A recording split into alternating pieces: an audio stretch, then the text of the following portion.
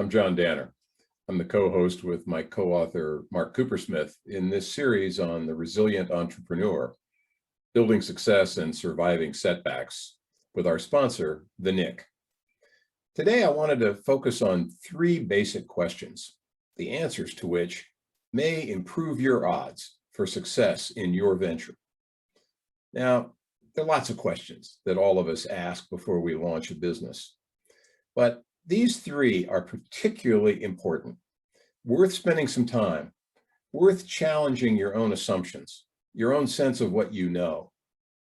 So what are these three? Let's start with number one. Why this particular solution for these customers? Now, that's a pretty basic question for entrepreneurs to ask, but how do you answer it? You don't answer it just by saying, because I know they are. You answer it by listening, watching, observing, talking to your customers, listening to what they have to say, watching the language that they use to describe the need that you think your product is there to solve. And in particular, understanding the difference between need and demand. Demand is what you are looking for. Demand is the ability and the willingness to pay for a solution to a particular need. That's what makes a person a customer. They're spending money with you for your product, your service. Now, Mark's talked about in another installment, this process of customer discovery. And that's what's involved here. Discovering who your customer is, what makes them tick, why they like your particular idea or not. And the more opportunities you have to engage in that inquire, learn, revise, come back, inquire, learn, apply, come back, the more of those cycles you have, the more failures you are squeezing out of your strategy, the more runway you buy for yourself. So ask that question. And remember, the answer doesn't come from what's between your ears. It comes from what's between their ears and their pocketbook.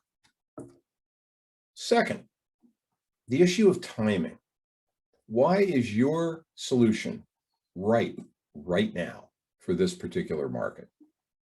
There's been a lot of research on why startups fail so often.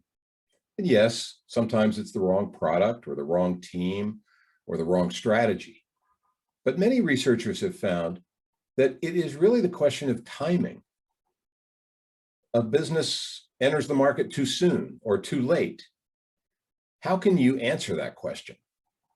Take a look at the indicators.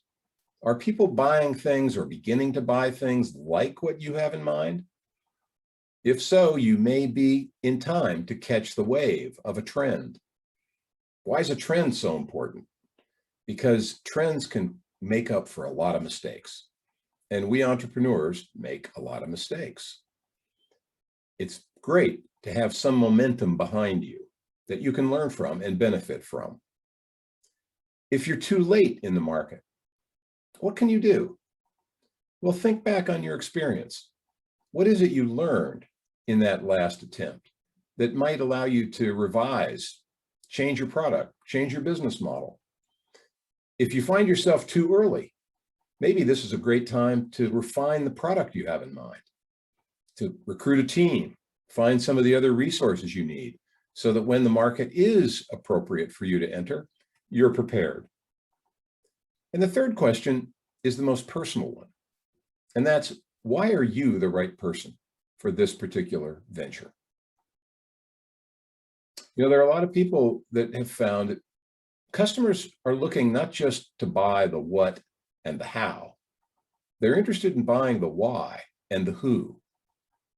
What is your story? What is your motivation, your particular connection to this venture idea that you are developing? How about your team? Have you organized a team that is different than you, or have you hired a bunch of mini-me's to help you make this happen? Try to think about how you build a team that blends strengths, blends styles, blends approach, so that you get the real benefit of diversity of thinking, of background, of ways of looking at problems, people that are willing to argue with you. so that you can make better decisions because of that difference on your team? Now, those questions are simple to ask, but hard to answer. And when you think you have an answer, go back again, ask it again. What makes you think that you're right? Because a lot of times squeezing risk out of a venture depends first on admitting that you're making assumptions that haven't yet been tested. And these three questions, or more appropriately, the answers to these three questions, may just give you the insight that allows you to improve your odds of success for the venture that you care so much about. Now, if you want to find out more, you have a copy of our book, check out Chapter 6. We have some other ideas for you and some examples. But in the meantime, until our next installment, good luck. See you next time. Bye.